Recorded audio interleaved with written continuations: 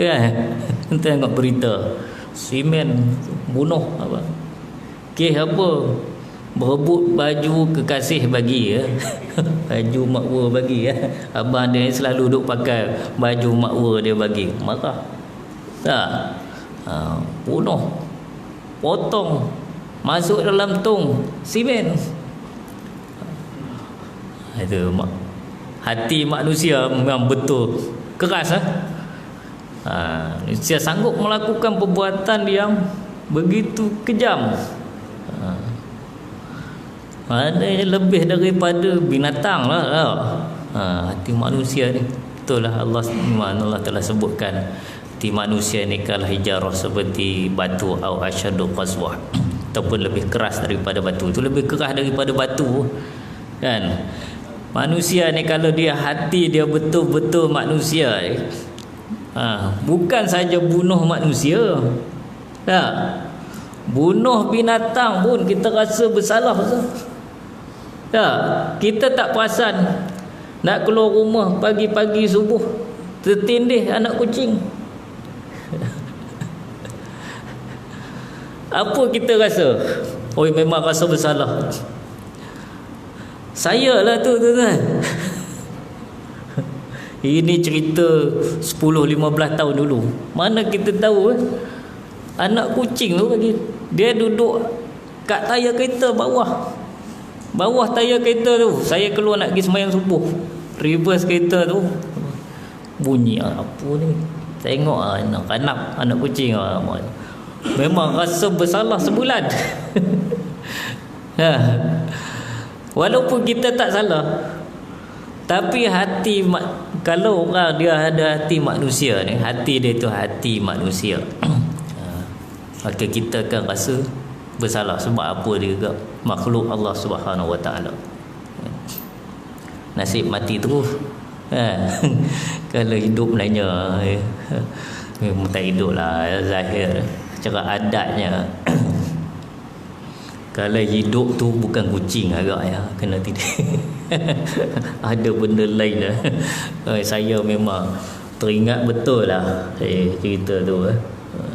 Okey, subuh, waktu subuh kita nampak keluar rumah terus start kita reverse cepat.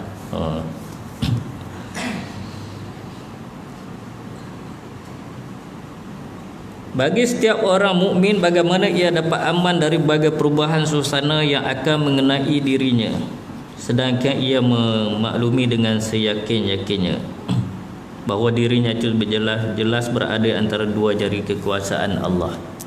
Jadi bagi orang yang yakin dengan kuasaan Allah, rasa takut dengan Allah, tentulah dia tahu bahawa apa saja yang kita lakukan ini dalam penguasaan Allah.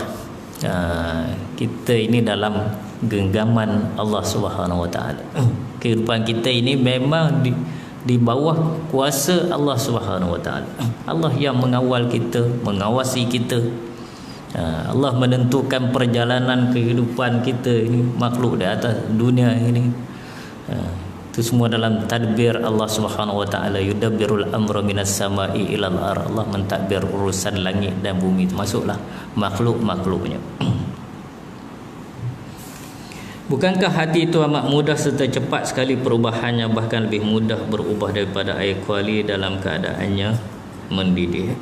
Hati ini memang sentiasa berubah-ubah.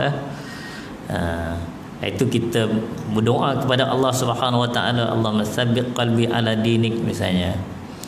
Ya Allah, kau kukuhkan, perteguhkan hatiku, tetapkanlah hatiku berada di atas agama kamu. Allah ajar lagi kepada kita doa, Rabbana la tuzigh qulubana ba'da idh hadaitana wa hab lana min ladunka rahmah innaka antal wahhab.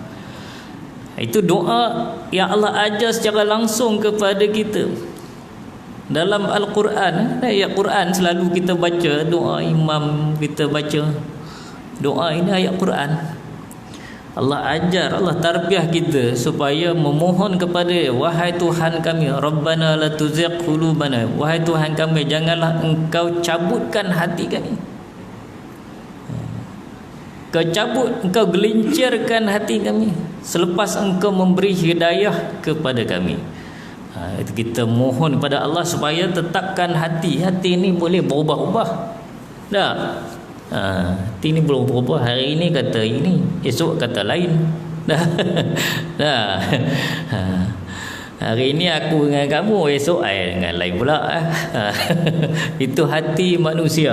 Hati tu dia berubah-ubah.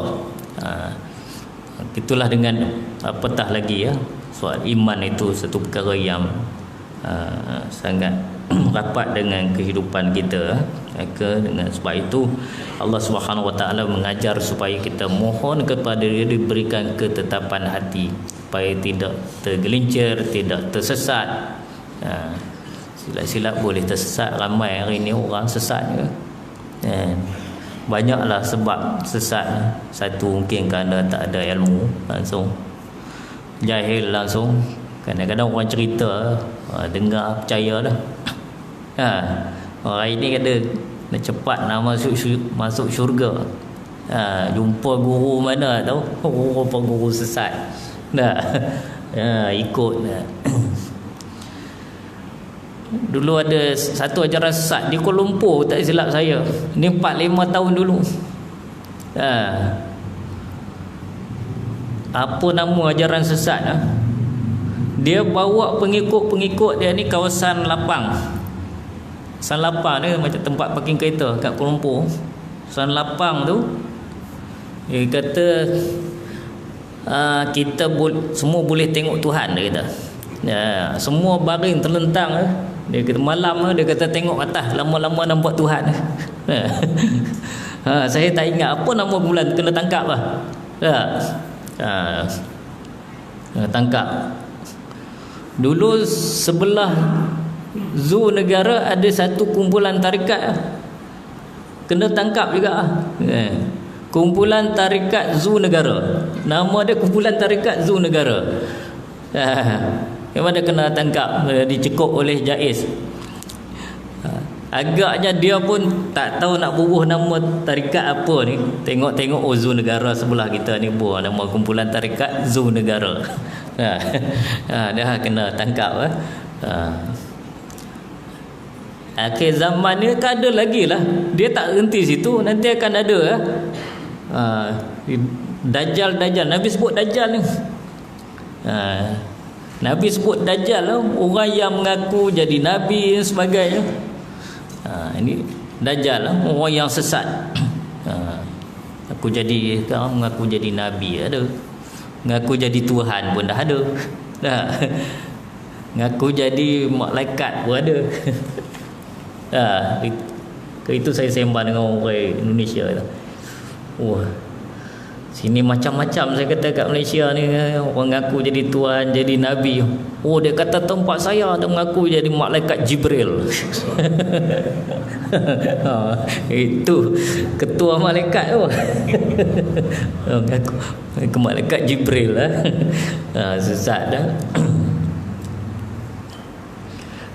Kita berpeganglah, mohonlah hidayah kepada Allah Subhanahu Wa Taala supaya Allah bagi taufik dan hidayah kepada kita supaya kita dapat beristiqamah dengan agama melalui satu jalan yang betul. Fastaqim kama umirta, beristiqamahlah kamu sebagaimana yang diperintahkan. So beristiqamah itu maksudnya satu, kekal dengan agama. Yang keduanya ialah mengikut jalan yang betul. Itu ihdinas siratal mustaqim. Bila Allah kata fastaqim kama umirta, kamu beristiqamahlah sebagaimana yang diperintahkan. Maka Allah juga ajar kepada kita terlebih dahulu, tunjukkanlah kepada kami jalan yang lurus. Macam mana nak istiqamah? Maka Allah telah ajar kepada kita doa, ihdinas siratal mustaqim, tunjukkanlah kami jalan yang lurus.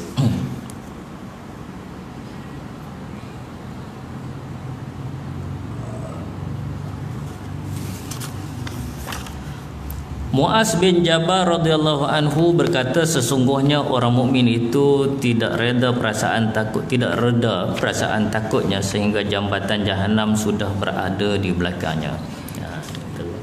Sahabat Nabi Muaz bin Jabal ni terkenal lah. dengan apa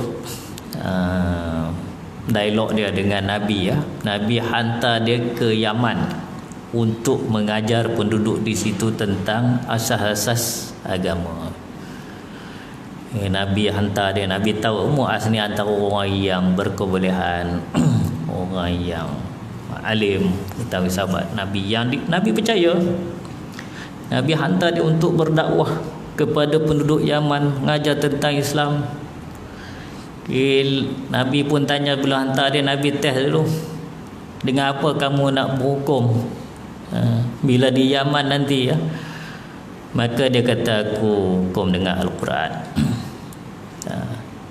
Kalau tak ada Quran, macam mana aku hukum dengan hadis Nabi, dengan sunnah Nabi? Kalau tak ada Quran dan sunnah Nabi, dengan apa kamu berhukum? Ke ijtihadi, dengan berijtihad. Ijtihad dia itu mestilah berdasarkan kepada Quran dan juga sunnah, bukan ijtihad membabi buta. Itu bukan ijtihad. Kalau membabi buta itu bukan nama ijtihad. Ijtihad ulama ini ada disiplin dia, ada kaedah-kaedah dia. Kita tak boleh sebut kita ni berijtihad. Ulama-ulama berijtihad. Sahabat Nabi ni melayaklah Muaz bin Jabal hantar ke Yaman. Maka Muaz kata, sesungguhnya orang mukmin tu dia tidak akan reda perasaan takutnya sehinggalah jambatan Jahannam sudah berada di belakangnya. Maksudnya telah lepas lah. Ini orang ini yang telah lepas tapisan dah melalui serat, lepas selamat pergi ke sana. Jahannam itu dah duduk di belakang. Barulah dia kata peringkat itu barulah hilang, reda rasa takut bagi orang-orang yang beriman kepada Allah Subhanahu Wa Taala. Perihal huraian berhubung dengan ketakutan para sahabat Nabi. Para Nabi, sahabat, tabi'in dan orang salihin yang sesudah mereka itu rasanya sudah amat banyak sekali. Semestinya kitalah yang seharusnya lebih takut lagi jikalau dibandingkan dengan mereka itu. Kata Imam Ghazali, patutnya kita ni lah lebih takut berbanding Nabi, para tabi'in, para sahabat dan orang-orang salihin. Sebab yang nyata kitalah yang lebih berani meninggalkan perintahnya. Sebab apa kita ni patut lebih takut? Kata Imam Ghazali, sebab kitalah lebih banyak meninggalkan perintah Allah Subhanahu Wa Taala. Tetapi agaknya kita ini telah tertutup oleh kelalaian dan kekakuan hati kita. Dia kata oleh kerana mungkinlah kenapa tak takut, kerana lalai dan hati itu dah kaku, beku. Malah hati manusia ini kadang-kadang telah tertutup. Telah tertutup, Allah telah tutup. Masuk waktu 50 saat lebih lagi ya. Hati telah tertutup. Bal rana ala qulubihim, hati mereka itu telah ditutup oleh Allah Subhanahu Wa Taala. Fatubi'a qulubuhum, hati mereka itu telah ditutup, dipeteri ya, orang kita peteri dulu, ditutup oleh Allah Subhanahu Wa Taala. Sehingga tidak memperhatikan sama sekali keadaan diri kita sendiri untuk menghadapi bencana-bencana yang akan kita alami pada hari kiamat nanti. Sehingga dia tak muhasabah, memperhatikan diri sendiri, melihat apa yang perlu dilakukan sebagai satu persediaan. Silakan.